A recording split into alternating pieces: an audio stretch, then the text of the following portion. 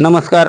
माझं कालपासून पंचायत समिती कार्यालय माहेश्वरी येथे उपोषण सुरू होतं, बेमुदत थाळीनाद व आमरण उपोषण. तर आज मला बीडीओ साहेबांनी मोरे साहेबांनी मला पत्र देऊन आंदोलनास स्थगित देण्यास सांगितले आहे. त्यामुळे मी आता आंदोलनास तात्पुरती स्थगित देत आहे. तर स्थगित देण्यामागचं कारण असं आहे की येत्या 8 दिवसात जी माझ्या काही 3 मागण्या होत्या त्या 8 दिवसात पूर्ण करणार आहेत. त्यामुळे मी आज आंदोलनास स्थगित देत आहे.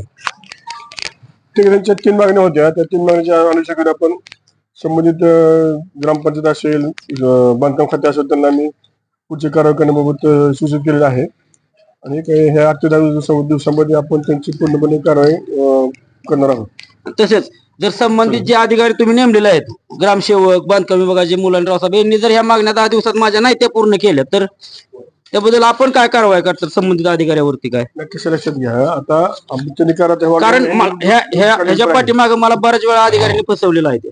नाही, बघा, आता मी जबाबदार अधिकारी म्हणून त्यांना आम्ही दिलेला आदेश काढलेला आहे. त्या आदेशाची अवमान झाल्यानंतर आमच्या लेवलला पुढची कारवाई असते ना.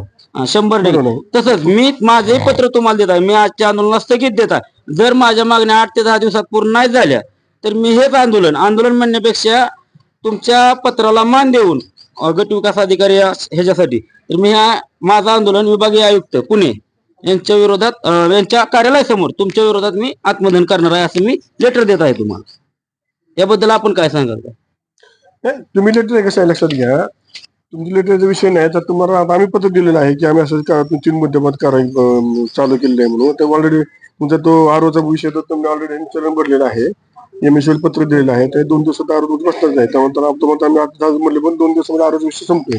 आता अतिक्रमण विषय थोडाफार भागपुढे होऊ शकतो. अतिक्रमण वागतो अतिक्रमण कार्यात पोलीस सदस्य मागणं त्याच्यामध्ये नोटीस देणं 10 दिवस दिले त्या थोडंसं प्रशासकीय प्रोसेस असते. त्यामुळे ते प्रोसेस आम्हाला पूर्ण करणं अपेक्षित आहे. आणि बाकी डेप्युटीने आम्ही बांधकाम खात्याचा रस्ता विषय आहे तो पण त्यांना मी माझ्या पत्र दिलेलं आहे. दिलेल्या वेळेत काम करावं हे माझी अपेक्षा आहे. ते म्हणतात काय वाद नाही.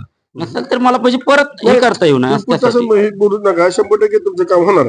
कारण मला 6 महिने फसवलेलं आहे. आता कसं लक्षात आता तुमच्या पहिले माझ्या पहिल्यांदा नाही आपली वेळ आज पहिल्यांदा बरोबर आहे.